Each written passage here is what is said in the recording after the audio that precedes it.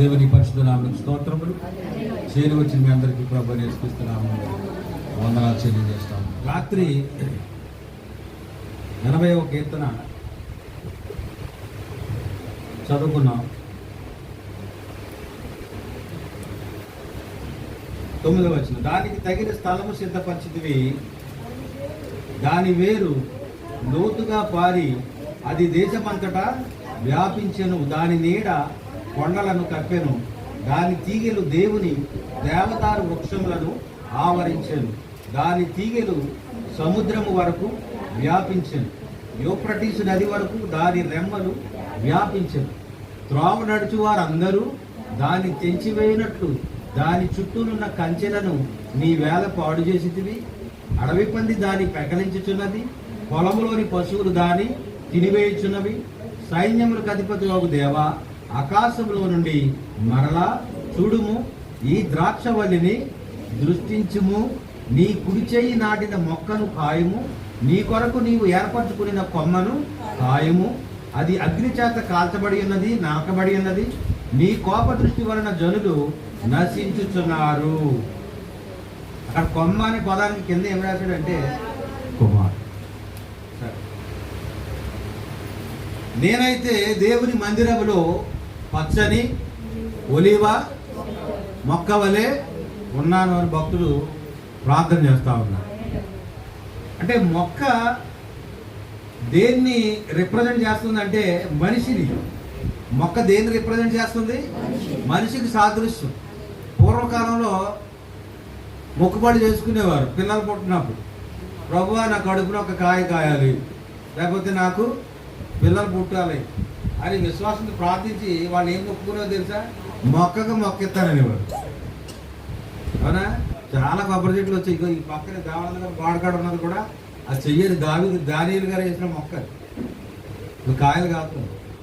కనుక మొక్కకి మొక్కిస్తానని చెప్పి మొక్కలో పట్టుకొచ్చి కొబ్బరి మొక్కలు దేవుని సన్నిధిలో ఇచ్చేవారు. ఆ చెట్టు చూసినప్పుడు ఎవరు గుర్తొస్తారంటే ఆ పలానా బిడ్డ పుట్టినప్పుడు వాళ్ళ తల్లి. అలా ఎంతో మందికి ఆ మొక్కలు పాస్టర్ గారు సరఫరా చేశారు. మరి వాటిని ఏం చేశారో నాకు తెలియదు, కానీ చాలా మంది మందిరానికి మొక్కలు పట్టుకొచ్చి ఇచ్చేవారు. కొబ్బరి మొక్క, పిల్లల మొక్క అంటారా? అదొక మంచి మాట. మొక్క అంటే కన్నడ మాటలో కుమారుడు అంట, అందుకే కింద రాశారు కుమారుడు అని. సరే, మొక్క దేనికి సాదృశ్యం అంటే చెట్టు మనిషికి సాదృశ్యం. అంజూరపు చెట్టుని చూసి యేసుప్రభు వారు ఏం చెప్పారు? దీన్ని చూసినప్పుడు మీరు ఒక విషయాన్ని మీరు గ్రహించాలి. అదేంటంటే అది లేతదై చిగురించినప్పుడు అంతము సమీపంగా ఉందని. అంతేనా? మీరు తెలుసుకోండి అన్నాడు. ఏంటి అంజూరపు చెట్టు అంటే అది ఇజ్రాయెల్ దేశం అని చూసాం. దేశం అంటే ప్రపంచ పటంలో ఉన్న ఆ భూభాగం కాదు, కానీ మనుషులు. ఇజ్రాయేల్ అంటే ఆ దేవుడు దేనితోటి ఆ అంజూరపు చెట్టుతోటి పోల్చాడు. దావీదు అంటున్నాడు, నేను ఒలీవ మొక్కల వలె ఉన్నానంటున్నాడు. ఒలీవ మొక్క గురించి నేర్చుకోవాలంటే అది చాలా పెద్ద పాఠం. ఒకసారి ఒలీవ చెట్టు కోసం వెళ్దాం. ఇంకా ద్రాక్ష చెట్లు ఉన్నాయి, ఇంకా ఖర్జూరపు నీతిమంతులు ఖర్జూర వృక్షము వలె పువ్వు వేయుదురని ఉంది. కనుక ఖర్జూర వృక్షానికి సావు లేదు. అది ఎన్ని సంవత్సరాలైనా అది అలా ఎదుగుతానే ఉంటుంది. లాంగ్ లైఫ్ ఉంటుంది దానికి. సృష్టిలో చాలా విషయాలు దేవుడు మనకి ఒక ఆదర్శంగా మాదిరిగా పెట్టాడు. గొంగళి పురుగు గుడ్డును చూసాము, ఇంకా ఏం చూసాం? మంచు బిందువులను చూసాము. ఇంకా చెప్పగలుగుతారా? వాడిపోయిన పుష్పాన్ని చూసాము.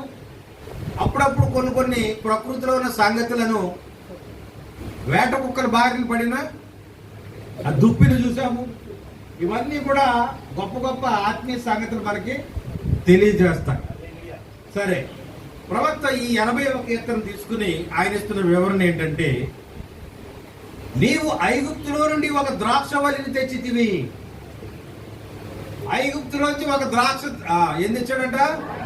ద్రాక్షవల్లి. నీవు దానిని బయటకు తీసుకుని వచ్చి మంచి స్థలములో నాటిదివి. ఇక్కడ ఈ ద్రాక్ష చెట్టు ఎవరిని పోలుతుంది? ఇప్పుడు ఇశ్రాయేలును. ఇశ్రాయేలు ఎక్కడున్నారు? ఐగుప్తు దేశంలో సంవత్సరాలు బానిసత్వంలో ఉండి దేవునికి మొరపెట్టి ఓపిక లేక మొరవడం మొదలు పెట్టారంట. అలాంటి పరిస్థితుల్లో దేవుడు మోషే దర్శనమిచ్చి మోషేతో మాట్లాడి దేవుని యొక్క అధికారం అంతటిని మోషేకి ఇచ్చి, నీవు నీ అధికారంతో ఐగుప్తు దేశంలో నీవు అద్భుతాలు చేసి దేవుని యొక్క శక్తి సామర్థ్యాలు ఏమిటో ఆ ఫరో ఎదుట నువ్వు కనబరిచి నా ప్రజలని ఇశ్రాయేలు నువ్వేం చేయాలా, విడిపించాలని మోషేకి చెప్తా ఉన్నాడు. కనుక ఇప్పుడు ద్రాక్షవల్లి అనగా ఎవరు అంటే ఇశ్రాయేలు ఎక్కడుంది? ఐగుప్తులో ఉంది. ఇప్పుడు ఐగుప్తులో నుండి ద్రాక్షవల్లిని తెచ్చి ఏం చేశాడు? అప్పుడప్పుడు మీరు పథకం పనికి వెళ్ళినప్పుడు డొక్కల్లో మంచి కనకాంబరం మొక్క ఉందనుకోండి, ఏం చేస్తావు? కోసేస్తావా? వెంటనే దాన్ని మెల్లగా వేళ్లలోకి తెగిపోకుండా కొంచెం మట్టి ఉండేలాగా దాన్ని పెళ్ళగించి చక్కగా ఇంటి కట్టుకొచ్చి కుండీలోనో తలగొట్టే దొడ్లోనే వేస్తాం. అంతేనా? అర్థమైంది అందరికి? ఇప్పుడు కూడా ఇజ్రాయేల్ అనే ద్రాక్షవల్లి ఎక్కడ పెరుగుతుందంటే అడవిలో పెరుగుతుంది. ఎక్కడ అడవి? అడవి గాడిదల లాంటి మనుషుల మధ్య ఇజ్రాయేల్ పెరుగుతా ఉంది. కనుక అలాంటి ఆ ద్రాక్షవల్లిని ఇప్పుడు మోషే వెళ్ళి దానిని తీసి ఎక్కడ తీసుకొచ్చాడంటే బయటకు తీసుకొచ్చాడు. హల్లెలూయా! ఆ ద్రాక్షవల్లి ఇశ్రాయేలు, ఐగుప్తులో ఉన్న దేవుని పిల్లలు, వారు మంచి ద్రాక్షవల్లి, వారు దేవుని చేత ఎన్నుకొనబడిన వారు. కానీ మంచి ద్రాక్షవల్లి మంచి స్థలములో నాటకపోయినట్లయితే అది మంచి ఫలములను ఫలింపనేరదు. ఐగుప్తులో వాళ్ళు ఉన్నంత కాలం ఒక విశ్వాస వీరుని పేరు గ్రంథంలో రాయబడి ఉందా? లేదు. దేవుడు ఎంతో ప్రణాళిక చేసి వాళ్ళ మొరను ఆలకించి ఆ యాకోబు యొక్క గర్భాన్ని తెరిచి ఒక మోషే అనే విమోచకుని లేక రక్షకుని దేవుడు ఉద్భవింపజేశాడు. అతని జన్మకు, అతని జీవితానికి దేవుని యొక్క ఆలోచన ప్రణాళిక ఉంది. కాబట్టి ఆ యొక్క ఐగుప్తు దేశంలో మరణ శాసనం ఉన్నప్పటికీ అతడు రక్షించబడ్డాడు, అతడు భద్రపరచబడ్డాడు. సంగమా, జాగ్రత్తగా వినాలి. మనము కూడా ఈ లోకములో ఎలాంటి చట్టాలు ఉన్నప్పటికీ, ఎలాంటి వ్యతిరేక పరిస్థితులు ఉన్నప్పటికీ, మనము మసలలేని స్థితిగతులు వచ్చినప్పటికీ దేవుని సంకల్పము, దేవుని చిత్తము, దేవుని ప్రణాళిక నీకున్నట్లయితే దేవుడు వాటన్నిటి నుండి నిన్ను తప్పిస్తాడు, వాటన్నిటిలో నుండి నీకు భద్రత ఇస్తాడు. ఎంతమంది నమ్ముతున్నారు? హల్లెలూయా! నేనైతే నమ్ముతా. నా కళ్ళ ముందు ఎంతో మంది ఇలా గీసుకుని చచ్చిపోయినాడు ఉన్నాడు. అంతేనా? ఇలా వెళ్తే జస్ట్ బారు కింద పడిపోయి కాళ్ళు చాపేసిన వాళ్ళు ఉన్నారు. మరి నన్ను డైరెక్ట్ గా ఉద్దేశాడు. చూసారా? మొన్న చెప్పుకున్నాం మనం, నిన్ను కాపాడుటకు ఆయన నిన్ను గూర్చి తన దూతలకు ఆజ్ఞాపించు. అవునా? మరి ఆ గాయమైన ఎందుకు తగిలింది? మనం సరి చేయబడాలి, మనం స్థిరపరచబడాలి. ఆ గాయమైన ఎందుకు తగిలిందంటే ఆయన అక్కడ నుండి చూస్తాడు నీ యొక్క స్పందన ఏమిటని. వాక్యాన్ని మీరు వింటున్నారు కానీ తర్వాత మరలా వచ్చి వాటికి నాకు కంటిన్యూస్ అవ్వట్లేదు. ఇప్పుడు ఇశ్రాయేల్ అనే ద్రాక్షవల్లి ఎక్కడ పెరుగుతా ఉంది? ఐగుప్తులో పెరుగుతున్నంత కాలం అది ఫలించలేదు. చెప్పొచ్చా? ఫలించిందా? ఫలించలేదు. దుఃఖమే, ఆయాసమే, ఏడుపే. ఎందుకంటే తెల్లారేసరికి ఇదిగో ఒంట్లో బాగాలేదండి, కమీనానికి రాలేకపోయామండి అని చెప్పగలిగిన పరిస్థితి వాళ్ళకు ఉందంటారా? నీకు జ్వరం ఉన్నా, రొంపున్నా, ఏమన్నా నువ్వు పనికి వెళ్ళాల్సి. ఏం చేయాలి? పనికి వెళ్ళి ఎంటకలు తీయాలా? ఏం తీయాలమ్మా? ఎంటకలు తీయాలంటే ఊరికి అచ్చులు మట్టి వేసేసి కుమ్మేటి వరకు ఉన్నారా? దానికి అడుసు తొక్కాలా. ఇశ్రాయేలు అనే ద్రాక్షవల్లి ఎక్కడ పెరుగుతుంది? ఐగుప్తు దేశంలో పెరుగుతుంది. ఎందుకు చెప్తున్నాను ఈ విషయాలంటే, రాత్రి మన బావో, మన స్నేహితుడో, లేకపోతే మన బంధువో పాస్టర్ అయి ఉండొచ్చు, బిషప్ అయి ఉండొచ్చు, డీకన్ అయి ఉండొచ్చు, పాస్టర్ల సంఘానికి అధ్యక్షుడు అయి ఉండొచ్చు. కానీ వాళ్ళు ఎక్కడున్నారని చెప్పుకున్నాం? సాతాను యొక్క స్వాధీనంలో ఉన్నారు. మనం దుఃఖపడవలసిన విషయం అది. అవునా? మన బంధుగాడు వందనాలు చెప్తే కానీ మన మనసు ఏమంటదంటే, అందుకే ఈ వర్తమానం ఇప్పుడు నేను తీసుకోవాల్సి వచ్చింది. ఏ వర్తమానం అది? ద్రాక్షవల్లిని నాటుట మరియు దానిని ఎక్కడ నాటవలని. అర్థం చేసుకోండి. ద్రాక్షవల్లి అంటే తెలుసా? తెలియని ఎవరన్నా? ద్రాక్ష చెట్టు. ఇప్పుడు ఈ ద్రాక్ష చెట్టు దేనికి సాదృశ్యం అంటే ఇజ్రాయెల్ సాదృశ్యం. ఇజ్రాయెల్ ఎవరంటే రాత్రి నేర్చుకున్నాం. ఎంతమంది గుర్తుంది? దేవుడు ఏమన్నాడంటే, వారు నా పేరు పెట్టబడిన నా జనులు. ఇజ్రాయెల్ ఎవరు? దేవుని ప్రజలు. కానీ దేవుని ప్రజలు ఎక్కడ పెరుగుతున్నారు? ఐగుప్తులో పెరుగుతున్నారు. ఐగుప్తులు ఏముంది? అల్లరితో కూడిన ఆటపాటలు ఉన్నాయి. ఐగుప్తులే ఉంది. లోక కార్యాలన్నీ ఉన్నాయి. ఐగుప్తులే ఉన్నాయి. సినిమాలు ఉన్నాయి. ఐగుప్తులే ఉన్నాయి. డాన్సులు ఉన్నాయి. ఐగుప్తులే ఉన్నాయి. సకల లోక కార్యాలన్నీ కూడా ఉన్నాయి. కనుక ఐగుప్తు లోకం. కనుక లోకంలో ఈ ద్రాక్షవల్లి పెరిగి నాకు పండు ఈ ఫలం ఏంటి ఎత్తదా? ఇవ్వదు. ఎందుకంటే ఇది నాటబడలేదు. నాటబడింది కానీ దీని వేరు. అర్థం చేసుకోండి చాలా జాగ్రత్తగా. యోహాను సువార్తలో నిజమైన ద్రాక్షవల్లిని నేను, తీగల మీరు. మీరు ఎక్కడ ఫలించాలి? ఎక్కడ ఫలించాలి? ద్రాక్ష చెట్లో ఫలిస్తేనే మీరు ఫలించగలుగుతారు. లేదు అంటే మీ తీగ ఏమవుతుంది? నరికి అగ్నిలో పడవేయబడుతుంది. కనుక ఐగుప్తు దేశంలో ప్రజలున్నారు, దేవుని ఎరిగిన బిడ్డలున్నారు.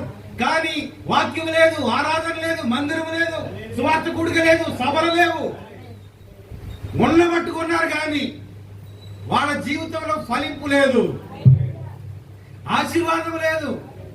తింటామంటే తిన్నామంటున్నారు కానీ అది అడగక ముందే వెళ్ళి ఆ గోతులో వంగవలసిన పరిస్థితి. చెట్లు నరకాలి, నరికిన చెట్లు మోసుకు రావాలి, ఎండబెట్టాలి, పగలగొట్టాలి, ఇటకలు తీయాలి, గోడలు కట్టాలి. ఓ అంతా ఇంత శ్రమ కాదు. ఎందుకంటే వాళ్ళు ఎక్కడున్నారో తెలుసా? బానిసత్వం అనే ఐగుప్తులో ఉన్నారు. బానిసకు విడుదల ఉంటుందా? ఉంటదా? ఉంటదే.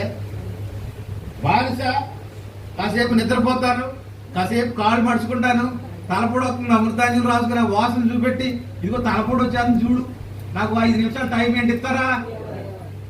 నీ తల పగిలిపోయినా ఆ యజమానుడికి సంబంధం లేదు. వాడికి కావాల్సిన పని చేయాల్సింది. అర్థం చేసుకోండి. కనుక అది ఏ స్థలంలో నాటబడినదనే కార్యము ఫలములను నిర్ణయిస్తుంది. కాబట్టి దేవుడు బీడి భూమిలో నుండి ఇశ్రాయేలీయులను పెరికి వేశాడు. ఓ కనకాంబరమా, నువ్వు ఉండాల్సిన స్థలం ఈ డొంక కాదు, నా ఇంటికాడ నువ్వు పెరగాలి. ఓ ఇశ్రాయేలు, నువ్వు ఉండవలసింది ఐగుప్తు కాదు. ఎక్కడ అంటే ఇదిగో సంఘములో. సంఘములో ఏముంటది? పాటలుంటాయి. సంఘములో ఏముంటది? ఆరాధన ఉంటుంది. సంఘములో ఏముంటది? వాక్యం ఉంటుంది. సంఘములో ఏముంటుంది? ప్రార్థన ఉంటుంది. సంఘములో ఏముంటుంది? ఆత్మీయ వాతావరణం ఉంటుంది. సంఘములో ఏముంటుందంటే పరిశుద్ధాత్మ కావలి ఉంటుంది. ఇవేమి ఐగుప్తులో లేకపోవడాన్ని బట్టి వాళ్ళు మగ్గి మసిలిపోయి మునుగుతా ఉన్నారు. హల్లెలూయా. అలాంటి సమయంలో దేవుడు మోషేని పంపించాడు. కనుక మోషే జన్మ ఒక ప్రణాళిక ప్రకారంగా జరిగింది కనుక అతడు మరణించడానికి వీలు లేదు. మోషే జీవితంలో అతడు పుట్టినప్పుడే దేశంలో ఆ 2 ఏళ్ల నిండని ప్రతి బాలుని ఏం చేయాలి? తీసుకెళ్లి నైలు నదిలో పడవేయాలి. అవునా? మోషే మన విమోచకుడు. నైలు నదిలో పడవేసినా దేవుడు అతన్ని రక్షిస్తాడు, కాపాడుతాడు. అదే ఎవరస్తులు అంటున్నారు బబులోనులో, ఓ రాజా, నీవు అగ్నిగుండంలో పడవేసినా, నైలు నదిలో పడవేసినా మా దేవుడు మమ్మల్ని రక్షించడానికి సమర్థుడు. దేవుడు నీకు సమర్థుడుగా, సామర్థ్యుడుగా, శక్తివంతుడుగా నీ జీవితంలో ఉన్నప్పుడు నీకు భయం ఏమిటి? అందుకే భయపడకము, భయపడకము, నేను నీకు తోడుగా ఉన్నాను.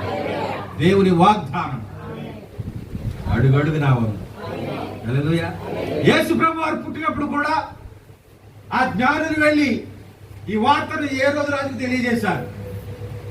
రాజా, మేము నక్షత్ర శాస్త్రాన్ని పరిశోధించినప్పుడు లోక రక్షకుడు ఉదయిస్తాడని ఉంది. కనుక లోకరక్షకుడు అంటే రాజు. కనుక యూదుల రాజుగా పుట్టినవాడు ఎక్కడున్నాడు అని, యూదుల రాజుగా పుట్టినవాడు ఎక్కడున్నాడు? మా ఇంట్లో ఇంతవరకు ఏమి డెలివరీలు ఏమి జరగలేదు. ఆస్థానంలో కానీ ఎక్కడా కూడా డెలివరీలు జరగలేదు. కాదు, వీళ్ళ జ్ఞానులు. కనుక వీళ్ళ జ్ఞానులు చెప్పిన మాటను పరిగణలోకి తీసుకొని ఖచ్చితంగా ఎక్కడో ఈ కార్యము జరిగేవాడు. సరే, మీరు వెళ్ళి ఆ బాలుని వెతికి అతన్ని ఆరాధించి రండి, నాకు కూడా చెప్తే నేను కూడా వెళ్ళి ఆ బిడ్డను ఆరాధించి వస్తా. జ్ఞానులు వెళ్ళారు, ప్రభువుని దర్శించుకున్నారు, నక్షత్రం ద్వారి చూపించింది, ప్రభువుని ఆరాధించారు, బంగారము, సాంబ్రాణి, బోళము అర్పించారా? ఒక సహోదరు అడుగుతుంది, యేసు ప్రభుకి జ్ఞానులు బంగారం కానుకలు ఇచ్చారు కదండి, మరి ఇప్పుడు బంగారం పెట్టుకోతా అంటున్నారు ఏంటండి?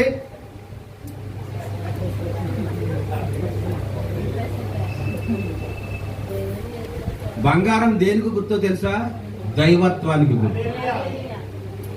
ఆ జ్ఞానులు ఆయన దైవం అని గుర్తించారు కాబట్టి దానికి సాదృశ్యమైన ఆ బంగారాన్ని వాళ్ళు పట్టుకొచ్చారు. ప్రతి దానికి యంత్రార్థం ఉంది. బోళము, ఇంకా ఏం పట్టుకొచ్చారు? సాంబ్రాణి, బోళము. పూజించే అప్పుడు ఉపయోగించే సామాగ్రి ఇదేనా? ఆయన పూజార్హుడు కాబట్టి సాంబ్రాణి తీసుకొచ్చారు. బోళం, అది స్వస్థతకు గుర్తు. ఆ పుట్టిన బాలుడు స్వస్థపరిచేవాడని దానికి గుర్తుగా మరి బోళం కూడా పట్టుకొచ్చారు. తాగు. మరి బోళం అంటే చిరక, చేదు. తాగుతావా? బంగారం ఇచ్చారు కాబట్టి యేసు ప్రభువును బంగారం పెట్టుకుంటున్నాం. మరి బోళం తాగు, రోజు ఒక పావు లీటర్. అవి సాదృశ్యాలు ప్రియులారు, అంతే. అంతవరకు ఎందుకు? రేపు కాక ఇవ్వలేదండి బంగారం, వెలియాదు ఇచ్చాడా? ప్రతిదాన్ని పరిశీలించి పరిశోధించాలి. దేవుని స్తోత్రం చెప్దామా? కనుక ఐగుప్తులో, లోకమని ఐగుప్తులో ఇశ్రాయేలు అనే దేవుని కుమారుడు కుమార్తెలు పెరుగుతా ఉన్నారు. అక్కడ పెరిగినప్పుడు ఫలాలు రావు. ఓ సంగమా, నీవు మత శాఖలో ఉన్నంత కాలము పట్టుకున్నారా? మత శాఖలో ఉన్నంత కాలము నీవు ఫలించలేవు. కారు ఇచ్చాడు, ఇల్లు ఇచ్చాడు, వస్త్రాలు ఇచ్చాడు అనుకుని ఇదే నువ్వు ఆశీర్వాదం అనుకుంటున్నావేమో. అది కాదు ఆశీర్వాదం. నిజమైన దేవుని ఆశీర్వాదం ఏంటో తెలుసా? నీ ఆత్మ ప్రభువుని చేరుకునే ఒక సరి అయిన మార్గంలో నీవు నడవాలి. రాత్రి చెప్పుకున్నాం కదా, అందరూ అపోస్తల కార్యంలోకి వెళ్ళలేరంట. ఎందుకు వెళ్ళారు? నా దగ్గర బైబిల్ ఉందండి, ఇది కూడా చదివేస్తున్నాను. చదువుతుంది, అర్థం అవుతుందా అన్నాడు. ఎవరు? ఫిలిప్పు. చదివేతనం రోజు బైబిల్, చదివేతనం రోజు, చెప్పేతనం రోజు, వారం వారం వాక్యం బోధించేస్తున్నారు, వారం వారం ఆరాధన చేసేస్తున్నారు, సభల్లో బల బుద్ధి చేస్తున్నారు. మీరు చెప్తున్నది మీకైనా అర్థం అవుతుందా? ఫిలిప్ అంటున్నాడు, ఓహో ఆ రథం మీద వెళ్ళిపోతున్నటువంటి ఆ డబ్బులు చూసి అంటున్నాడు, నువ్వు యెషయా గ్రంథం 53వ అధ్యాయం చదువుతున్నావు కదా, అది నీకు అర్థం అవుతుందా అంటే అంటున్నాడు, ఏదో చదువుతున్నాను కానీ నాకు ఒకడు వివరించి చెప్పబోతుంది, నాకు ఎలాగ అర్థం అవుతుంది? వీళ్ళారా, వాక్యం అర్థం అవడం అది అందరికీ లేదు, అది కొందరికే. దాన్ని మనం ఏమన్నా అంటే ప్రత్యక్షత. దేవుని యొక్క సంగతులు తెలియడం కూడా అందరికీ దేవుడే వల్ల. ఎవరికి ఇచ్చాడంటే కొంతవరకు ఇచ్చాడు. ఎందుకు తెలియట్లేదంటే రాత్రి నేర్చుకున్న 4 జీవులు అనగా మత్తయి, మార్కు, లూకా, యోహాను అనేవారు ఈ అపోస్తలుల కార్యం మనకు అర్థం కాకుండా కాపలా కాస్తున్నారు. అర్థమవుతుందా? అపోస్తలుల కార్యాలు ఏముంది అనుకుంటున్నారా? ఏముంది? అధికారం, సింహాసనం ఉంది అక్కడ.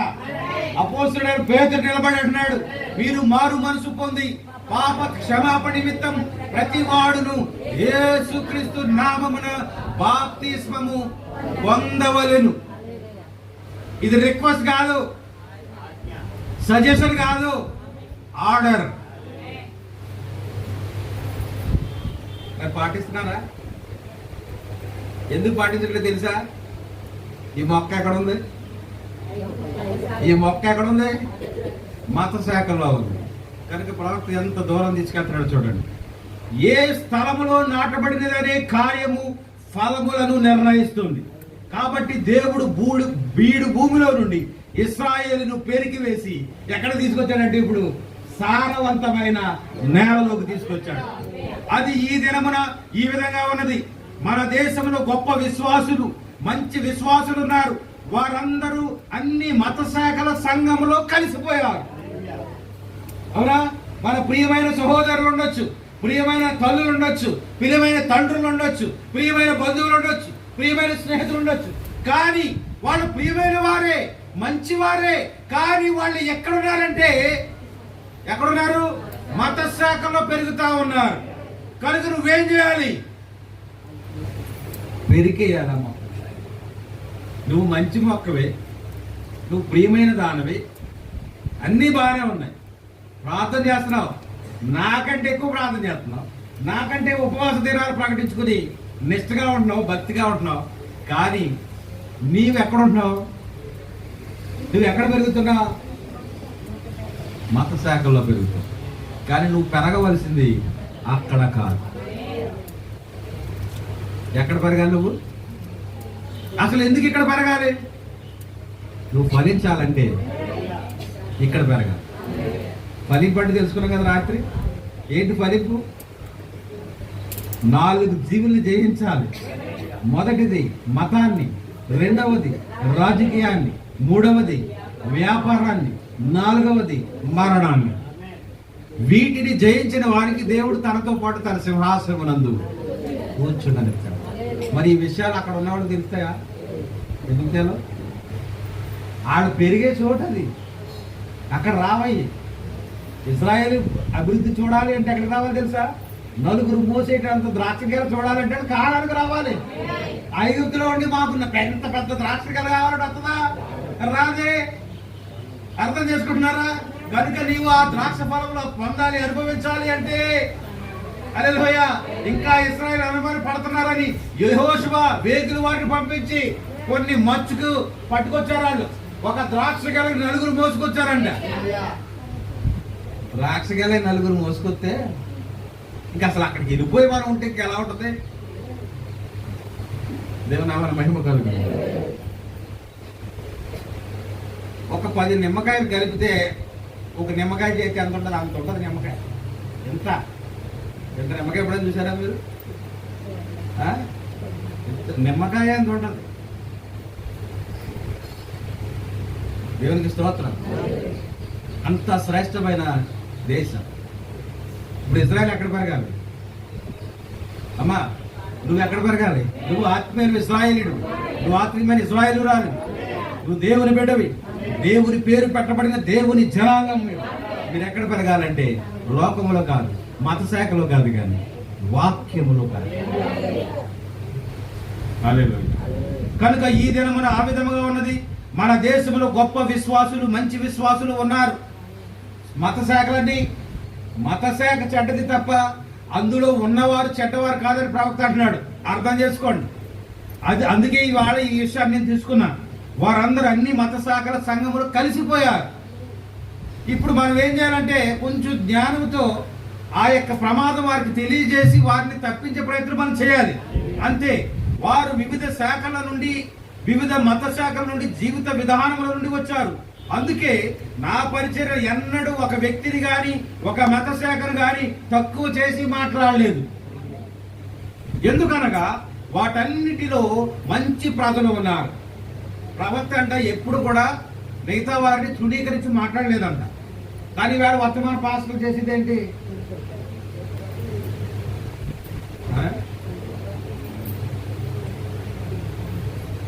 చెప్పాలి.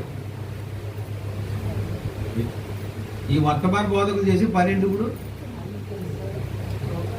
ఎదుటివాడి లోపాలు, ఇంకా డినామినేషన్ అంటే ఇంకా అసలే లేదనుకోండి. వర్తమానంలో ఉండి లోపాలు ఉంటేనే ఎత్తిపోసేస్తున్నారే. ఇంకా పూర్తిగా డినామినేషన్ ఉన్నాడు బతకనేస్తారు వీళ్ళు. ఏమండి? పూర్తిగా డినామినేషన్ బతకనేస్తారా?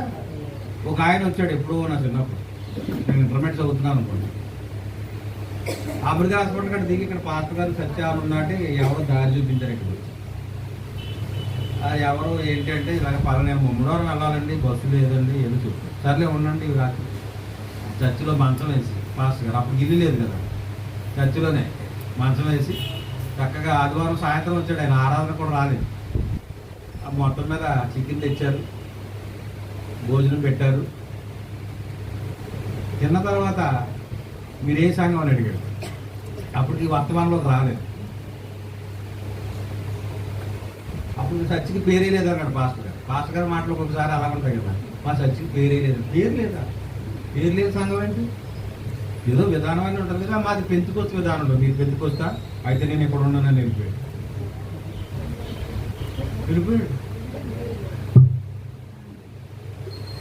అసలు ఏం చేయాలి అతను? నన్ను నేనెవరో తెలియకపోయినా నన్ను ఆతిథ్యం ఇచ్చి భోజనం పెట్టి పడకేశారే, ఇది మంచి మొక్కలాగా ఉందే, దీన్ని ఏం చేయాలా? ఒకవేళ సత్యం తెలియదేమో, సత్యం చెప్పాలనుకున్నాడా? అర్థం అవట్లేదా? చింతా సత్యానంద గారు అల్లుడు ఉన్నాడు, మన యవనస్తుని తీసుకుని వెళ్ళారు, జోసెఫ్ గారు. ఆ జోసెఫ్ గారు మా మావయ్య గారు వీళ్ళని భక్తిలో పెంచారు కనుక ఎంతో భక్తి చేస్తారు కదా. వాళ్ళ మావయ్య గారు అంటే ఆయన అన్నంలో నీళ్ళు వేసుకు తినేవాడు, ఆయన ఉప్పు కూడా వేసుకునేవాడు. అంత కఠోరమైన భక్తి చేసిన దైవజనుడు ఆయన చింతా సత్యానంద గారు. ఆయన పేరు పెట్టాడు. అలాంటి దైవజనుడు అల్లుడు పీటర్ గారికి ఆయన చాలా మంచివాడు, సాత్వికుడు. ఉద్యోగం చేస్తూ కూడా సేవ చేసి ప్రయాసపడి ఎన్నో ఆత్మలు సంపాదించాడు. కనుక ఈ మంచి మొక్కకు ఏమివ్వాలా? మంచి సారం ఇవ్వాలి. ఏమివ్వాలి? ఇది పెరిగే చోటు మనం చూపించాలి. మీరు పెరుగుతున్న స్థలము మంచిది కాదు కనుక వాజేడు ఎక్కడ ఉంది? గుంటూరు కావతల ఎంతో దూరంలో ఉంది. వాజేడులో ఒక రాజు గారు, ఒక వెటర్నరీ డాక్టర్ గారు ఉండేవారు, మురమాడు. వీళ్ళందరూ కలిసి ఒక 5గురు వచ్చి వర్తమానం చెప్పారు. వర్తమానం చెప్పినప్పుడు లోపల విత్తనం ఉంది కాబట్టి దానికి ఇంకా నో అనలా. ఎందుకంటే అలా వాళ్ళు చెప్పే సంగతులు అలా ఉన్నావో లేదో గ్రంథాన్ని చూసి పరిశీలించి తెలుసుకున్నారంట. అపోస్తుల కార్యాలు జరిగేటం అపోస్తులు చెప్తున్న విషయాలు, వాళ్ళు చెప్పే సంగతులు బైబిల్లో ఉన్నవో లేవో పరిశీలించారు. ఎందుకు పరిశీలించారో తెలుసా? వాళ్ళకి పౌలు ఆజ్ఞాపించాడు. ఏమని ఆజ్ఞాపించాడు? మేము కాకుండా ఎవరైనా వచ్చి వేరే సువార్తను ప్రకటించినట్లయితే దేవదూత అయినా సరే వాడు శాపగ్రస్తుడు అన్నాడు. అంటే ఏ బోధ బోధించాలి? అపోస్తుల బోధే బోధించాలి. అంత గొప్ప ధర్మశాస్త్రోపదేశకుడు అయ్యుండి ప్రావీణ్యం పొందినటువంటి పౌలే పేతురు గారి దగ్గర సరెండర్ అయ్యాడు. ఎందుకంటే వాళ్ళ దగ్గర ఉన్న ఆ బోధ మంచిది కనుక, అపోస్తుల బోధే సరైన క్రమం కనుక ధర్మశాస్త్రాన్ని వదిలిపెట్టి అతడు అపోస్తుల బోధలోకి వచ్చాడు. 19వ అధ్యాయం అపోస్తుల కార్యాలు అంటాడు కదా, మీరు విశ్వసించినప్పుడు పరిశుద్ధాత్మను పొంది తీరా. మేము పెరిగేది లోకంలో, మేము పెరిగేది ఐగుప్తులో. అసలు పరిశుద్ధాత్మ అంటే మాకు ఎవడు చెప్తాడు? మాకు చెప్పేవాళ్ళు లేడు. తెల్లారిసరికి పాకులాడటం తప్ప వాక్యం తీసి చదవడం, ధ్యానించడం, వినడం అనే అవకాశమే మాకు ఇక్కడ లేదు. అయితే మీరు మంచిగా ఫలించాలండి. యేసుక్రీస్తు నామమందు బాప్తిసం. హల్లెలూయా. మరో మంచి మొక్క చూపిస్తున్నా. ఇటలీ పటాలం అనబడిన పటాలములో అపోస్తల కార్యాలు 10వ అధ్యాయం. ఇటలీ పటాలం అనబడిన పటాలములో అతడు సైన్యాధ్యక్షుడు. 100 మంది సైనికుల మీద అధికారి, సైన్యాధ్యక్షుడు, ఆర్మీ కమాండర్. ఉద్యోగంలో మంచి హోదాలో ఉన్నాడు, మంచి స్థితి కలిగి ఉన్నాడు, మంచి కుటుంబాన్ని కలిగి ఉన్నాడు, మంచి పలుకుబడి కలిగి ఉన్నాడు. మంచి మొక్కని చెప్పడానికి ఇంకా మంచి ఉదాహరణ చెప్పాలా? అతడు తన ఇంటి వారందరితో కూడా దేవుని యందు భయభక్తులు కలిగి ఉన్నాడు. ఇంతకంటే మంచి మంచి మొక్క ఎక్కడ దొరుకుతుందా? కానీ అది ఎక్కడ పెరుగుతుందంటే మత శాఖలో పెరుగుతా ఉంది. కనుక ఇదిగో దేవదూత దిగి వచ్చి కొర్నేలి దగ్గర దిగి వచ్చాడు. ఇదిగో పేతురు అనే దైవజనుడిని నువ్వు ఇంటికి తీసుకుని వచ్చినట్లయితే నీకు కొన్ని విషయాలు బోధిస్తాను. నాకు తెలిసింది ఏమైనా ఉందేంటి?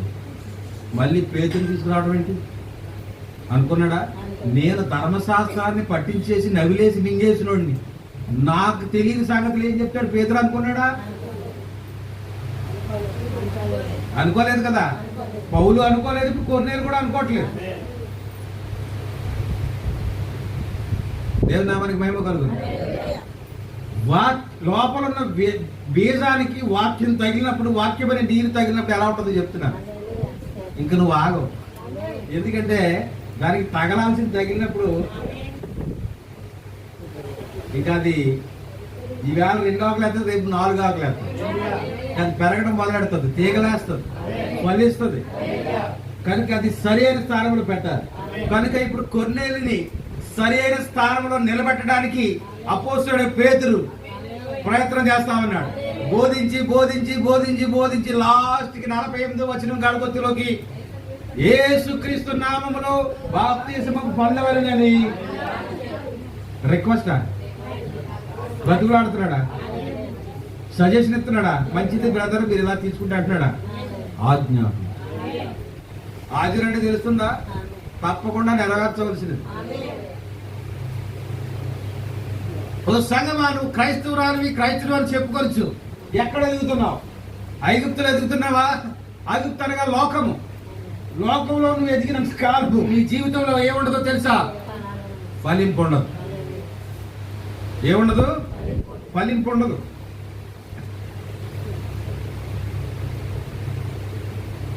వాటన్నిటిలో అనగా మత శాఖలన్నిటిలో కూడా ప్రజలు ఉన్నారు, మంచి ప్రజలు ఉన్నారు. వారందరూ దేవుని చేత పిలువబడిన ప్రజలు. మంచి ప్రజలు అంటే ఏమనుకుంటారు మీరు? దేవుని చేత పిలువబడిన ప్రజలు. దేవుని చేత పిలవబడకపోతే అంత భక్తి ఎలా చేయగలుగుతారు వాళ్ళు? అర్థం చేసుకున్నారా? దేవుని చేత ఏర్పరచబడిన ప్రజలు. ఇశ్రాయేలు ఐగుప్తులో ఉన్నప్పుడు నీవు దానికి తీర్పు తీర్చగలవా? వారు తప్పు మార్గములు అడుగులు వేశారు. వారి పాపములు దేవుని నుండి వారిని దూరం చేశాయి. వారు ఐగుప్తులో నాటబడ్డారు. 3 మాటలు పట్టుకోవాలి. మొదటిది, వారు తప్పు మార్గములు అడుగు వేశారు. ఏంటా తప్పుడు మార్గము? తండ్రి, కుమార, పరిశుద్ధాత్మని తప్పుడు మార్గములో నువ్వు మునిగావు.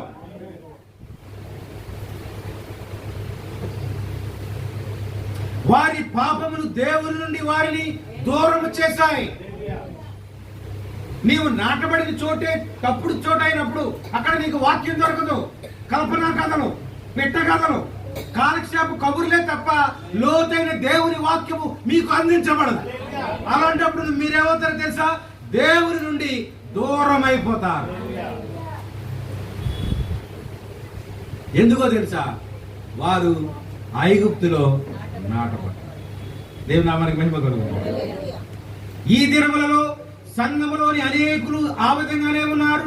మంచి ప్రజలు, కానీ తప్పు స్థలంలో నాటబడ్డారు. అర్థమవుతుందా సహోదరి సహోదరుడుగా? నీవు మంచివాడవే, నీవు చాలా అమూల్యమైన వాడవి, నువ్వు గౌరవింపదగిన వ్యక్తివి, నీలో ఏ లోపము లేదు, ఏ పొరపాటు లేదు, నీవు భక్తి గల దైవజనుడివి. అంతేనా? నీవు ఎంత భక్తి గల దైవజనుడు అయినప్పటికీ నీవున్న చోటు పట్టుకున్నారా? నీవు నివసించే స్థలము, నీవు వింటున్న వాక్యము అది సరైనది కాకపోయినట్లయితే నీవు ఫలించలేవు. ఒక నిజ విశ్వాసి క్రీస్తు దగ్గరికి తీసుకొని రాబడినప్పుడు దేవుని యొక్క అద్భుత కార్యములు, ఆశ్చర్య కార్యములు మరియు సూచక క్రియలను విశ్వసించని పెద్ద మత శాఖలో నాటబడుచున్నాడు. ఎవరో కొన్ని ఉదాహరణ తీసుకోవాలి కాబట్టి మూలం ఏంటి? వాడు బాప్తిసం యేసుక్రీస్తు నామములో తీసుకున్నాడు. వాడు పెరుగుతున్నదేంటి? మత శాఖలో పెరుగుతున్నాడు. ఇక్కడ ఉండే విశ్వాసం ఏమిటి? దేవుడు స్వస్థపరిచేవాడు. అంతేనా? ఆయన నామను ఏది అడిగినా ఆయన ఇస్తాడు. ఇది నీ విశ్వాసం. కానీ మత శాఖ ఏం బోధిస్తుంది? మత శాఖ ఏం బోధిస్తుందంటే ఒక డిజిటల్ కార్డు తీసుకుంటే చాలు. అంటే ఇప్పుడు ఈయన విశ్వాసం ఎటు వెళ్ళిపోయింది? ఆ కార్డు తీసుకుని వెళ్ళి గీస్తే చాలు. ఏంటి విశ్వాసం? నేను అటెండ్ అయ్యానని నువ్వు అటెండ్ అవడం వల్ల ఏంటి ఉపయోగం? నీ మూలం ఏంటి? అర్థం అవట్లేదు మీకు? నువ్వు ఎక్కడ పుట్టావు? ఎక్కడ జన్మించావు? నువ్వు ఆత్మీయంగా ఎక్కడ భోజించావు ఆత్మీయ ఆహారం? కానీ ఇప్పుడు ఏమి తింటున్నావు నువ్వు? పందుల పొట్టి అని చెప్పడం ఏమైనా ఆశ్చర్యం ఉందా? ఆ పొట్టు వల్ల నీకేమైనా ఆత్మీయమైన మేలు ఉంటుందా? ఆత్మీయ అభివృద్ధి ఉంటుందా? ఆత్మీయ ఆశీర్వాదం ఉంటుందా? ఉండనే ఉండదు. ఎందుకంటే నువ్వు పెరిగే చోటు అది బీడు భూమి. 1,00,000 మంది వచ్చేస్తారు బావా, ఏంటి ప్రయోజనం 1,00,000 మంది వచ్చేస్తే? నాకు కళ కావాల్సింది చెట్లు కాదు, మొక్కలు కాదు, ఫలాలు కావాలి. 1,00,000 మొక్కలు ఉంటే ఏంటి ప్రయోజనం? ఒక కాయ కాయకపోతే. కాయలు కాసే ఒక చెట్టు ఉన్న సంతోషమే. దేవుడు ఫలించినందుకే కదా ఆ అంజూరపు చెట్టుని చప్పించాడు. ఆ చెట్టు ఎవరు అనుకుంటున్నావు? నీవే. దేవుడు నీలో ఏమి కోరుకుంటున్నాడంటే ఫలింపు జీవితాన్ని. You must be fruitful. నీవు ఫలించాలి, మంచి ఫలములు ఫలించాలి. ప్రతి చెట్టు, ప్రతి మొక్క అనగా ప్రతి బిడ్డ నరకబడాలి. అది దేవుని ఆజ్ఞ. కనుక ప్రియులారా, ప్రయత్నించడానికి, ఏ దేనికి ప్రయత్నం? ఫలించడానికి మనం ప్రయత్నం చేయాలి. హల్లెలూయా. కనుక సూచక్రియలు విశ్వసిస్తారా? ఏమండి, సూచక్రియలు విశ్వసిస్తారా?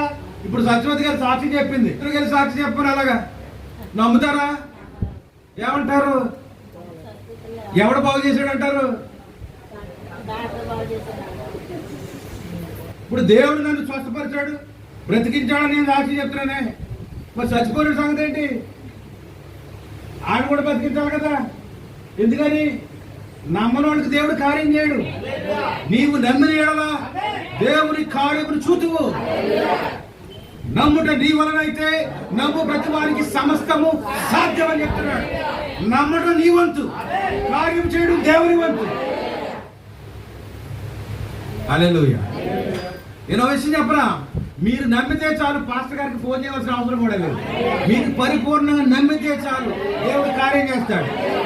ఆ రక్తస్రావం గల స్త్రీ ఎవరితో చెప్పిందా? నాకు ప్రార్థన చేయమని కోరిందా? ప్రభువుని అడిగిందా? లేదే. ఆమె హృదయంలో విశ్వసించింది. యేసు ప్రభు అని నీ నోటితో ఒప్పుకొని, అనగా ఆయన స్వస్థపరచువాడని, ఆయన బ్రతికించువాడని, ఆయన దీవించేవాడని నీ హృదయమందు విశ్వసించిన ఎడలా నీవు బ్రతుకుదు. హల్లెలూయా. కనుక సంఘానికి ఏం కోరుతాడంటే దేవుడు ఫలాలు కోరుతా ఉన్నాడు. హల్లెలూయా. ఆ వ్యక్తి నిజమైన క్రైస్తవుడు కావచ్చును. బాప్టిస్టు, ప్రెస్బిటేరియన్, యెహోవా సాక్షులు, కేథలిక్కులు మొదలైన వారు ఎవరైనా కావచ్చు, కానీ ఆ సంఘములో దేవుని యొక్క నిజమైన ద్రాక్షవల్లి ఉన్నదే. ప్రతి వారిని ఒక చెట్టు కట్టేయకండి. వాళ్ళ సంఘంలో ఉన్నంత మాత్రాన వాళ్ళని ఒక చెట్టు కట్టద్దు. అందులో కూడా ఎవరున్నారో తెలుసా? అమూల్యమైన సహోదరులు, దేవుని ఎడల భయభక్తులు కలిగిన బిడ్డలు ఉన్నారు. ఆ సంఘంలో దేవుని యొక్క నిజమైన ద్రాక్షవల్లి ఉన్నది. కానీ మత శాఖల సిద్ధాంతములు ఆ ద్రాక్షవల్లిలోని జీవమును ఏం చేశాయి? తీసివేశాయి. ఆ జీవాన్ని తీసేస్తే ఇంకేం ఫలించాయి? కనుక ఫలించాలంటే ఏం కావాలి? జీవం. జీవం ఎక్కడ ఉంది? క్రీస్తులో ఉంది. అందుకే వాక్యం ఉంది, నీ జీవము క్రీస్తులో దాచబడి ఉన్నది. అంటే నీ బ్రతుకుతున్నవాటి నీకు ఆక్సిజన్ ఎక్కడి నుంచి వస్తుంది? అర్థం చేసుకోండి, క్రీస్తులో వస్తుంది. కనుక మన జీవం ఎక్కడున్నది? క్రీస్తులో దాచబడి ఉన్నది. హల్లెలూయా. వాక్యం నన్ను ఆనందిస్తే ఒక్కసారి దేవునికి స్తోత్రం. సాధారణంగా మంచి స్థలంలో నాటబడని ద్రాక్షవల్లి చెడ్డ ఫలములను ఫలిస్తుంది. అది ద్రాక్ష చెట్టే, కానీ వెర్రి ద్రాక్ష కాస్తుందంట. చిత్రం చూడండి, కాస్తదా లేదా? కొబ్బరి చెట్టు కూడా దెయ్యం తట్లు గెల్ల మళ్ళీ ఒకటి రెండు కాదు, కొన్ని ఈత చెట్లు కూడా ఉంటాయి. ఈత చెట్లు ఇలా వెర్రబూసేస్తాయి, కానీ అవి తినడానికే పని. నిజమే కాదురా? చూడడానికి అది ఫలం ఇచ్చే చెట్టే, కానీ దాని ఫలం తినడానికి పనికిరాదు. సాధారణంగా మంచి స్థలములలో నాటబడిన ద్రాక్షవల్లి చెడ్డ ఫలములను ఫలిస్తుంది. ఉదాహరణకు అవి పురుగు పట్టి ముడులు ముడులుగా ఉంటాయి. అన్ని రకముల పురుగులకు అది ఆవాసం అవుతుంది. ఒక మంచి ఆరోగ్యకరమైన ద్రాక్షవల్లికి మందులు పిచికారీ చేయవలసిన అవసరం లేదు. పట్టుకోండి, మొన్న చెప్పాను హైబ్రిడ్ గురించి చెప్పినప్పుడు, మనం తినే ఆహారం అంతా కూడా హైబ్రిడ్ కాబట్టి, మందుల ద్వారా పెరుగుతున్నాయి కాబట్టి వాడికి మందులు కొట్టకపోతే, పూర్వం అక్కుళ్ళ నొట్లు ఉండేవి, మైసూర్ అని నొట్లు ఉండేవి, ఏమైనా కొట్టేవారా? మరి ఇప్పుడు 3 సార్లు కొట్టాలి. ఆ మొదట 15 రోజులకి వేయవలసింది వేయకపోతే దుబ్బు కట్టదండి. అంటే దేని మీద ఆధారపడి ఉంది అర్థం చేసుకోండి. కనుక అన్ని రకముల పురుగులు మందులు అది ఆవాసం. ఒక మంచి ఆరోగ్యకరమైన ద్రాక్షవల్లికి మందులు పిచికారీ చేయవలసిన అవసరం లేదు. నమ్ముతున్నారా? నేను మా యొక్క ఉద్యోగం, నేను 2017లో సెలవుకి రాకముందు పనిచేసిన ఎంప్లాయర్ దగ్గర పెద్ద ఇల్లు అది, ఇంచుమించు ఎకరం దొడ్డులో కట్టుకున్నారు అండి, డూప్లెక్స్ హౌస్. చుట్టూ దొడ్డే, వెనకాల బాల్కనీలో చిన్న ద్రాక్షవల్లి ఉంది, ఇంత మోడు ఉందన్నమాట. నేను వెళ్ళేసరికి ఒక గెల ఉంది అక్కడ. ఆ గెల బాగా అది ఏమైపోతుందంటే ఎండి ద్రాక్షలాగా అయిపోతుంది అనమాట. పళ్ళు కాసి ఎవరో చూడలేదు. వీడు ముసలాడు రోగి అయిపోయి ఆసుపత్రిలో ఉన్నట్టు ఇంటికాడ తుడిసేవాళ్ళు కూడా లేరు. మొత్తం ఆ ఎండాకలన్నీ పడిపోయి ఆ దొడ్డు అంతా తుడిసినోళ్ళు లేరు. నేను చూసేసరికి అక్కడ పెద్ద కొమ్మ ఒకటి ఉంది, దాని మొదల ఏముంది, ఎంత ఎండిపోయిన ద్రాక్ష గెల ఉంది. ఎండ లేదు, అలాగని పండుగాలు కూడా లేదు. సరే ఒక ద్రాక్ష పండు ఎలా తీసుకుని నోట్లో పెట్టుకున్నాను. అయ్యా బాబాయ్, నా జీవితంలో అంత మధురమైన ద్రాక్ష నేను ఎప్పుడు తినలా. ఇప్పుడు ఏం చేయాలి దాన్ని? నేనున్నంత కాలం దానికి నీళ్లు పోసి, నరవైర్ అంటారు కదా, ఆ వైర్ ఎట్టుకొచ్చి పందిరేసి పందిరి మీదకి ఎక్కించాను. మరి ఆ సంవత్సరం కాసింది ద్రాక్షకాయలు. వదలగలుగుతామా? ఫలించే చెట్టుని వదలలేము. నేను మా ముసలోడి కోసం కూడా బాధపడలేదు, కానీ చచ్చిపోయిన తర్వాత ఆ ద్రాక్ష చెట్టు తిరిగి వచ్చేయడానికి నాకు బాధ అయిపోయింది. ఆ ఊరు వెళ్ళినప్పుడల్లా వెళ్ళి చూసేవాడిని ఆ ద్రాక్ష చెట్టు. అలాగే ఉంది. హల్లెలూయా. కనుక ద్రాక్ష చెట్టు అది మంచి ఫలాలు ఫలిస్తుంది, కానీ నాటబడిన స్థలం సరిగా లేకపోతే అది కారు ద్రాక్షలు ఫలిస్తుంది. అది శత్రువులన్నిటినీ పారద్రోలగలిగిన శక్తిని కలిగి ఉంటుందంట. ఆ మొక్క శత్రువులంటే దోమ, చీడ, పీడలన్నిటినీ కూడా ఎదుర్కొనగలిగిన శక్తిని ఆ ద్రాక్ష కలిగి ఉంటుంది. మత శాఖలో ఉన్న నీకే ఉంటుంది శక్తి. నీ జీవాన్ని లాగేశారు సిరంజి పెట్టి మరి. నీ విశ్వాసం దేవుని పైన ఉంచకుండా దేనిపై ఉంచారంటే సంఘ కార్యకలాపాల మీద మనసు. క్రిస్మస్ అంటే స్టార్ ఎట్టాలి, చెట్టు ఎట్టాలి, లైట్లు ఎట్టాలి, డ్రామాలు వేయాలి, డ్యాన్సులు వేయాలి, అటువైపుగా నీ మనసును త్రిప్పాలి. కానీ నీతిమంతుడు విశ్వాసం వల్ల జీవిస్తాడు అనే మార్గం వైపు వారిని తిప్పనందున వారిలో ఉన్న జీవము పూర్తిగా లాగివేయబడి ఇప్పుడు ఎక్కడ ఫలిస్తుంది? కానీ నీవు నిజముగా విశ్వాసం మీద ఆధారపడినప్పుడు ఏం జరుగుతుందో తెలుసా? చీడ పీడలు, దోమలు, నల్లులు, పంటను తినేసే ఎన్ని రకాలు ఉన్నాయో, మిడతలు, గొంగల పురుగులు, పసర పురుగులు, అవేమి కూడా నీ దరి చేరవు. చేరాయా? యోబుని ఏమైనా చేయగలిగాయా? కరువు ఏమైనా చేయగలిగిందా? బిడ్డల మానవు ఏమైనా చేయగలిగిందా? ఆస్తి పోయినా అతను ఎవరైనా కదిలించగలిగారా? కారణం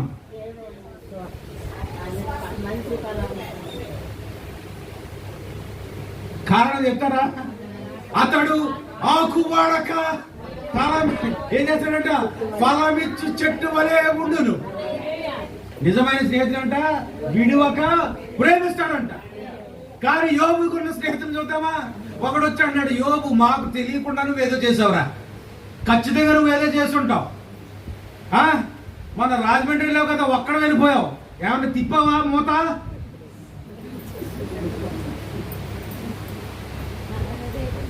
ఆ స్నేహితుల పేరు గుర్తున్నాయా? ఎలీఫాజు, బెల్దదు, జోఫర్. విచిత్రమైన స్నేహితుడు. ఎన్ని అధ్యాయాలు ఒక్కొక్కడు ఒక్కొక్క అధ్యాయమే తిట్టుపోసేశారు. వాళ్ళు సరిపోరన్నట్టుగా ఇప్పుడు భార్య తగిలింది. భార్య హింస ఎలా ఉంటుందో చెప్పనక్కర్లేదు, పెళ్ళైన అయ్యగారులు అందరికీ. ఏమండి అదేనా? నవ్వండి కాస్త ఈ సమయంలో. అప్పుడప్పుడు సీరియస్ ఉన్నప్పుడు కొంచెం మిమ్మల్ని వాళ్ళు చేస్తుంటారు అన్నమాట. అవునా?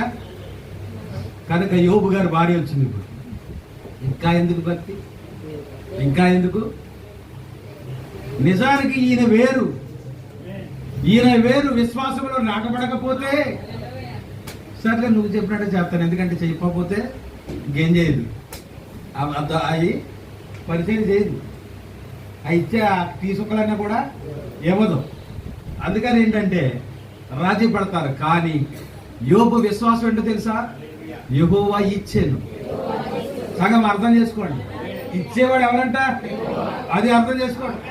చాలా మంది నా తెలివితేటల వల్ల, నా పలుకుబడి వల్ల విర్రవీగుతా ఉన్నారు. కాదు కాదు కాదు, యెహోవా ఇచ్చాను, యెహోవా తీసుకొనిను. నీకు ఉన్నదంటే అది దేవుడు ఇచ్చినాడు, ఒకవేళ లేదు అంటే కూడా దేవుడు తీసుకుంటాడు. దేనిలోనైనా నీ స్పందన చూడడానికి దేవుడు ఇష్టపడతాడు. హల్లెలూయా. కనుక యెహోవా ఇచ్చారు, యెహోవా తీసుకొనిను, యెహోవా నామమునకే. హల్లెలూయా. ఎవరైనా కదిలించగలరా ఈ విశ్వాసాన్ని? దేవుడే దిగి వచ్చాడు. ఎవరొచ్చారు? యోబు. హల్లెలూయా. యోబు అని తన నోటితో యోబుని పిలిచి దేవుడు ఆదరిస్తా ఉన్నాడు. ఇలాంటి శ్రమలో, ఈ చీడపీడ వచ్చినప్పుడు, ఈ శ్రమలో శోధనలు వచ్చినప్పుడు, స్నేహితులనే శ్రమ వచ్చినప్పుడు, గ్రామం అనే ఇరకాటం వచ్చినప్పుడు, కుటుంబం అనే శోధన వచ్చినప్పుడు, వీటన్ని తట్టుకొని ఎదుర్కొని నిలబడ్డావు గనుక ఇదిగో నువ్వు కోల్పోయినదంతా నేను తిరిగిస్తున్నాను.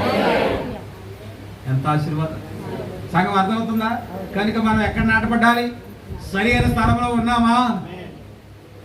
జవాబు రావాలి. మీకు నిశ్చయిత ఉందా మీరు సరైన స్థలంలో ఉన్నారని? కాబట్టి తిరిగి జన్మించిన క్రైస్తవుడు కూడా ఆ విధంగానే ఉంటాడు. నీవు ఎప్పుడు వారి మీద పిచ్చికారి చేయొచ్చు, వారి వీపుల మీద తట్టవలసిన అవసరం లేదు. అమ్మాయి కవి నేను వస్తున్నావా అని మెసేజ్ ఎట్టవలసిన అవసరం లేదు.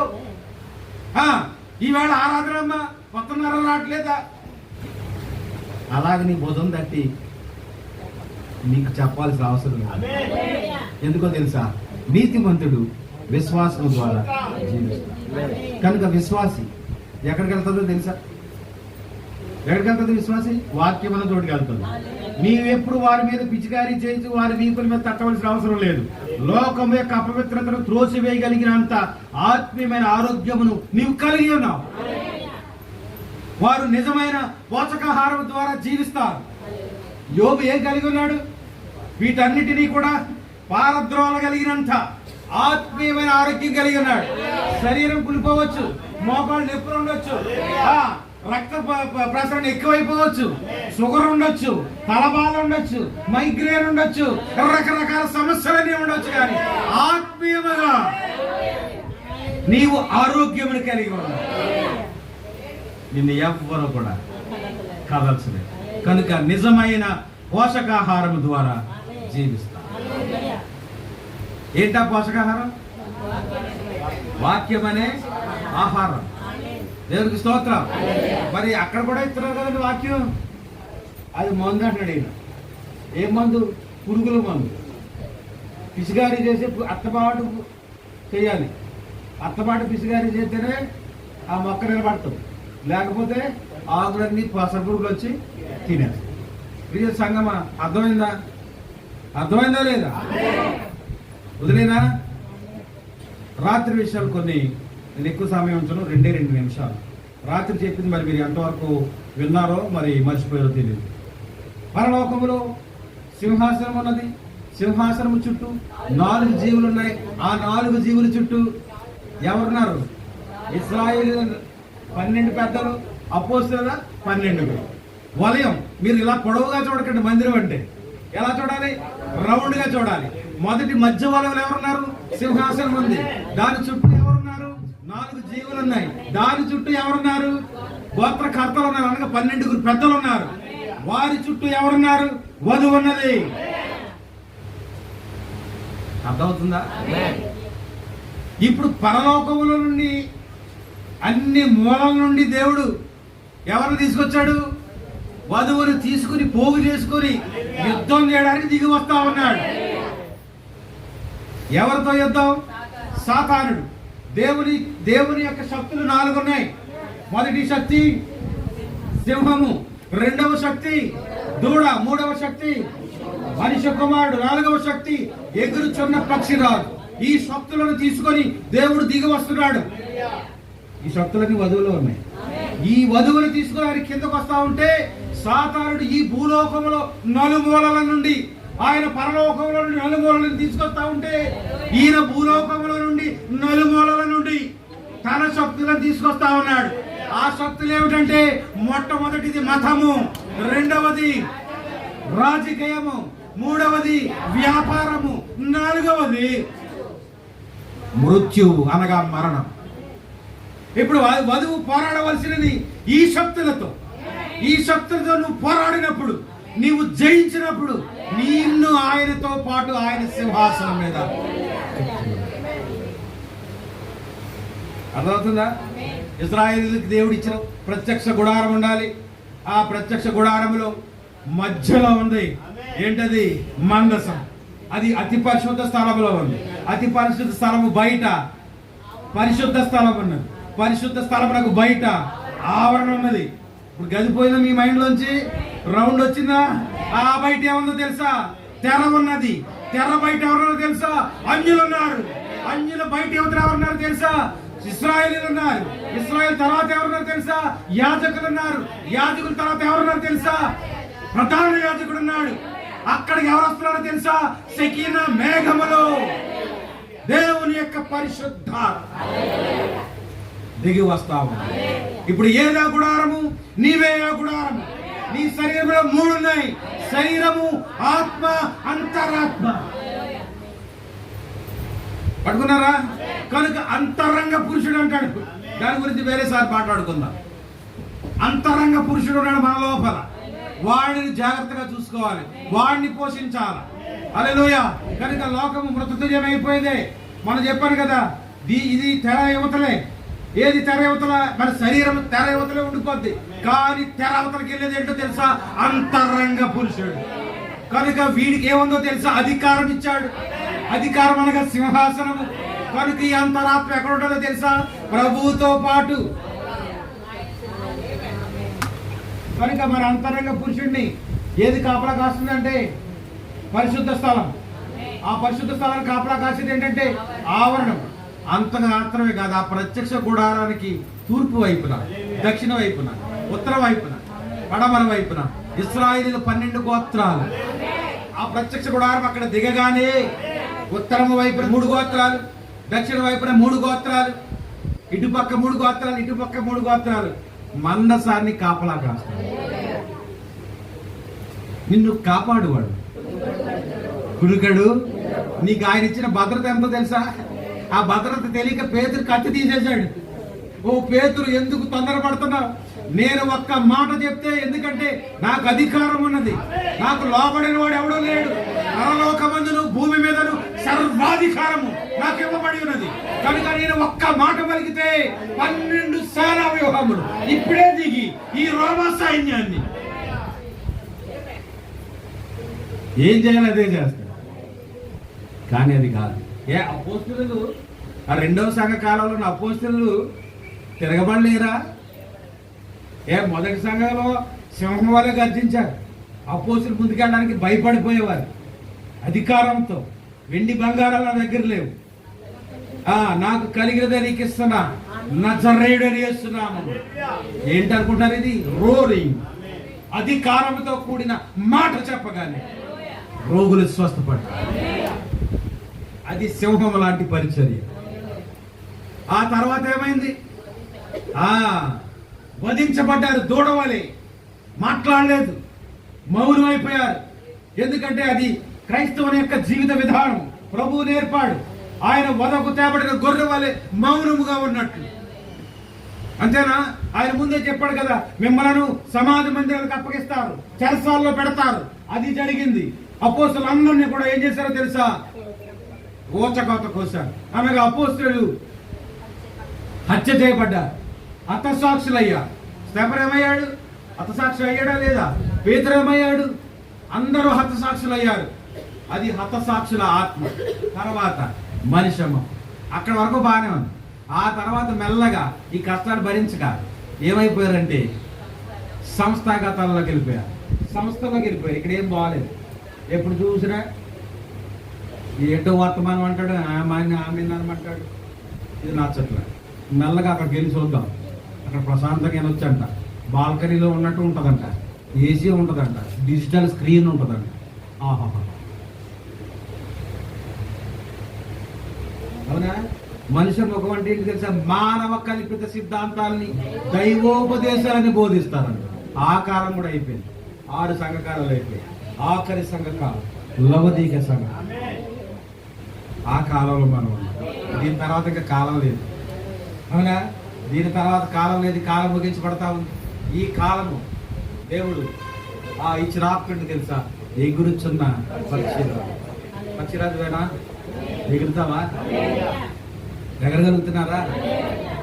స్తోత్రం. ఎందుకు పక్షిరాజుతో పోల్చాడు? అప్పుడు చెప్పారు అక్కడ కింద నూతన సంవత్సరంలో మొదటి ఆరాధనలో చెప్పారు పక్షిరాజు గురించి. పక్షిరాజు జీవితకాలం ఎంత తెలుసా? 70 సంవత్సరాలు. నోరిని ఆయుష్ 70 సంవత్సరాలు. అధిక బలమైనడు 80 సంవత్సరాలు. మీకు తెలుసా? పక్షిరాజు 40 సంవత్సరాలు బ్రతుకుతుంది. 40 సంవత్సరాలు బ్రతికిన తర్వాత క్వారంటైన్లోకి వెళ్ళిపోద్ది. క్వారంటైన్ అంటే ఒక కొండ గుహలోకి వెళ్ళిపోయి బయటకు రాదు. దాని ముక్కును ఆ కొండ బండకేసి కొట్టుకుంటారు. ఆ ముక్కును వదిలి చేసుకుంటారు. వింటున్నారా? కొత్త ముక్కు వస్తుంది. ఈ గోళ్ళు ఆ బండకేసి కొట్టేస్తుంది. దాన్ని చేయాల్సిన ప్రయత్నం అంతా చేస్తారు. ఎంత ప్రయాసపడుతుందో మీకు తెలుసా? హల్లెలూయా. ప్రకృతి అంతా మనకు బోధిస్తా ఉంది. కనుక కొత్త ముక్కు వస్తుంది, కొత్త గోళ్ళు వస్తాయి. అప్పుడు ఏం చేస్తుందంటే తన ఈకలను తానే ముక్కుతో పీకేసుకుంటుంది. అలా కొన్ని రోజులు ఉన్న తర్వాత కొత్త ఈకలు వస్తాయి. అందుకే అంటున్నాడు, పక్షిరాజు యవ్వనము వల్ల నీ యవ్వనము కృతజ్ఞత, మేలుతో నీ హృదయము లేదు. ఇప్పుడు మరలా ఎన్ని సంవత్సరాలు బతుకుతుందో తెలుసా? 30 సంవత్సరాలు బతుకుతుంది. మళ్ళా కొత్త యవ్వనం కదా. పక్షి కొత్త ముక్కు, కొత్త గోళ్ళు, కొత్త ఈకలు, కొత్త రెక్కలు. దేవుని నామానికి మహిమ కలుగుతుంది. ఏ కాలం ఇది? పక్షిరాజు కాలం. ఎగురుచున్న పక్షిరాజు కాలం. నువ్వు ఈకలు వదిలేయాలా? వదలట్లేదు ఇంకా చాలా మంది. గోల్డ్ పీకేసుకోవాలా? పీకెట్లేదు ఇంకా చాలా మంది. ముక్కులు పీకేయాలా? పీకెట్లేదు ఇంకా పొడుతున్నారు. హల్లెలూయా.